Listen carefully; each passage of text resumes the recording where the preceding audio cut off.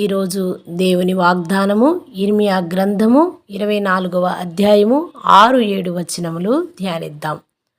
వారికి మేలు కలుగునట్లు నేను వారి మీద దృష్టి ఉంచుచు ఈ దేశమునకు వారిని మరలా తీసుకుని వచ్చి పడగొట్టక వారిని కట్టెదను, పెళ్ళగింపక వారిని నాటెదను.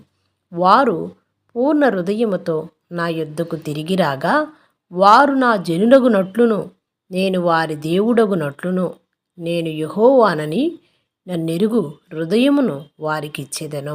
ఆమేన్. దేవాది దేవుడు ఇక్కడ వాగ్దానము చేస్తూ ఉన్నాడు. బబులోనుకు బందీలుగా అక్కడ కొంతమంది భక్తులు వెళ్ళారు. దేవుడు వారిపైన పంపించిన శిక్ష ఒక మేలు కొరకేనని వారు గ్రహించకపోయినా దేవాది దేవుడే వాగ్దానము చేస్తూ ఉన్నాడు.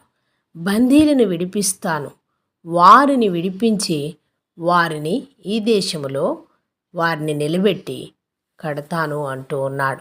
వారిని పెళ్ళగించను, వారిని పడవేయను అంటూ ఉన్నాడు. వారికి మంచి హృదయాన్ని ఇస్తాను, పూర్ణమైన హృదయముతో వారు నన్ను ప్రేమించేలాగా నేను వారికి దేవుడని వారు తెలుసుకునేలాగా నేను చేస్తాను అని దేవాది దేవుడే అంటూ ఉన్నాడు. దేవుణ్ణి తెలుసుకునే మనస్సు దేవుడిచ్చే అతి శ్రేష్టమైన ఈవుల్లో ఒకటి.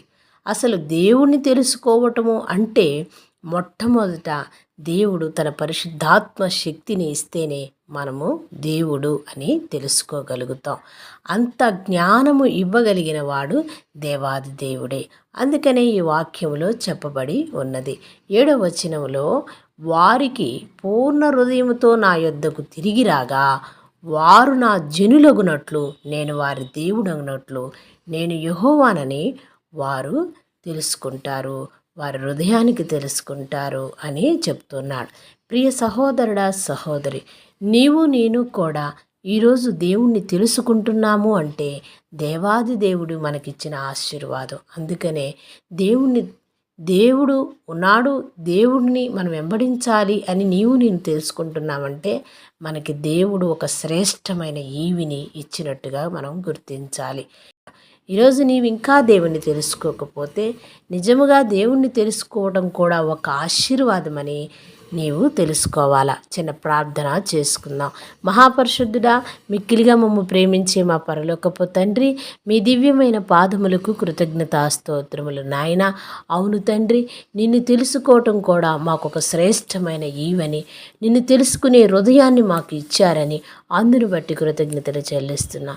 ఇనుచున్న వారికి మాకును అయా నిన్ను తెలుసుకుని నిన్ను వెంబడించి నిన్ను ప్రేమించి నీకు స్తుతి చెల్లించే హృదయం మాకు దయచేయమని యేసు నామమున ప్రార్థిస్తున్నాం మా పరలోకపు తండ్రి. ఆమేన్.